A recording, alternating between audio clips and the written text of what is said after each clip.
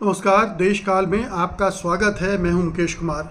दोस्तों, जेल से अंतरिम जमानत पर छूटे अरविंद केजरीवाल ने अपने एक ही बयान से बीजेपी की अंदर की जो राजनीति है उसको सड़क पर ला दिया है।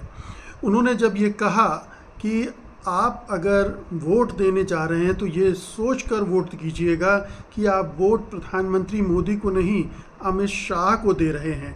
यानी अगर बीजेपी जीतती है तो मोदी की जगह अमित शाह प्रधानमंत्री होंगे, या 75 साल पूरे होने के बाद प्रधानमंत्री रिटायर हो जाएंगे, जो कि उन्होंने बाकी नेताओं के लिए नियम बनाया हुआ है, और उनकी जगह लेंगे अमित शाह। अब ये बड़ी दिलचस्प कहानी है। आप सब जानते हैं कि प्रधानमंत्री के मोदी के बाद कौन होगा, इसको लेकर पार्टी के अंदर एक कशमकश है।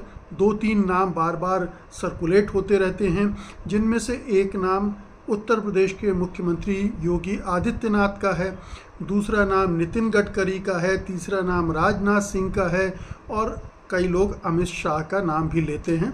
अमित शाह बहुत महत्वाकांक्षी नेता हैं और उनकी नज़र निश्चित रूप से प्रधानमंत्री की कुर्सी पर लगी होगी। वो निश्चित रूप से इस प्रयास में होंगे कि जब भी प्रधानमंत्री ये कुर्सी खाली करें तो वो उनको मिले, और उसके लिए वो तमाम बिसात भी बिछा रहे होंगे।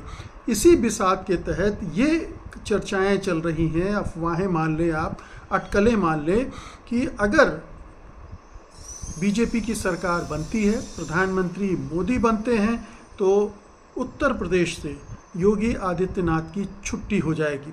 और ये बात भी अरविंद केजरीवाल ने कहा है कि अगर प्रधानमंत्री मोदी बने तो 2 महीने के अंदर योगी आदित्यनाथ को हटा दिया जाएगा।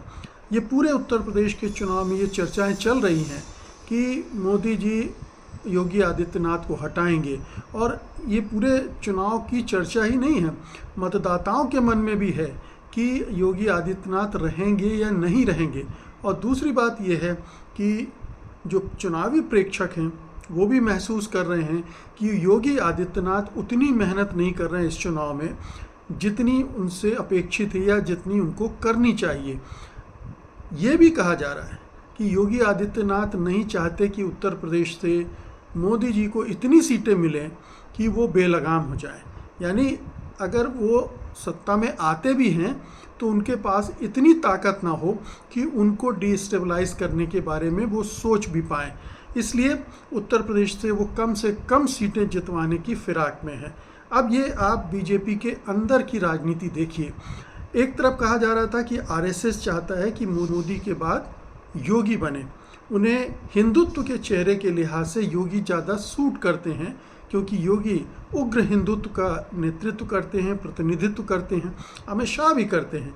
लेकिन अमित शाह की छवि थोड़ा सा धूर्त किस्म के नेता की ज़्यादा है, और हिंदुत्व का चेहरा बनाने में शायद संघ परिवार को उसमें कोई संकोच होगा।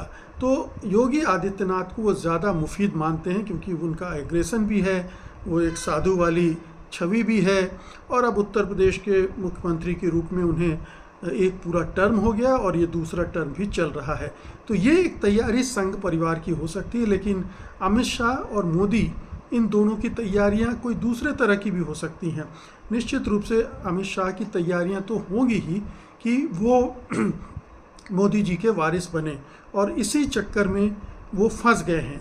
यही वजह कि जब केजरीवाल ने कहा कि आप किसको वोट देने जा रहे हैं, किसको प्रधानमंत्री बनाने जा रहे हैं, तो सोच समझ के कीजिएगा, क्योंकि अमित शाह प्रधानमंत्री बन सकते हैं। और जवाब में अमित शाह को बाहर आकर कहने पड़ा कि नहीं, अमित शाह नहीं, मैं नहीं बनूंगा प्रधानमंत्री, मोदी जी ही रहेंगे, और अगर बने तो पूरा टर्म पूरा करेंगे, यानी पूरे 5 साल रहेंगे, और उसके बाद भी रह सकते हैं।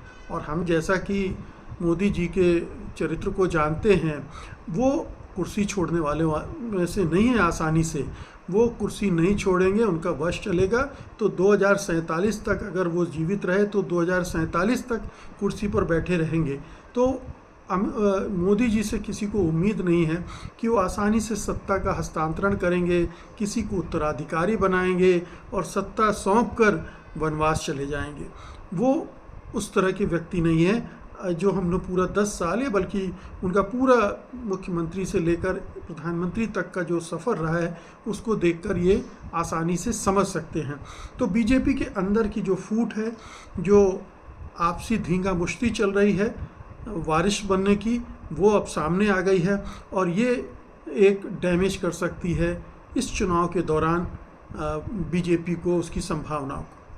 बहुत बहुत शुक्रिया आपका, धन्यवाद, नमस्कार।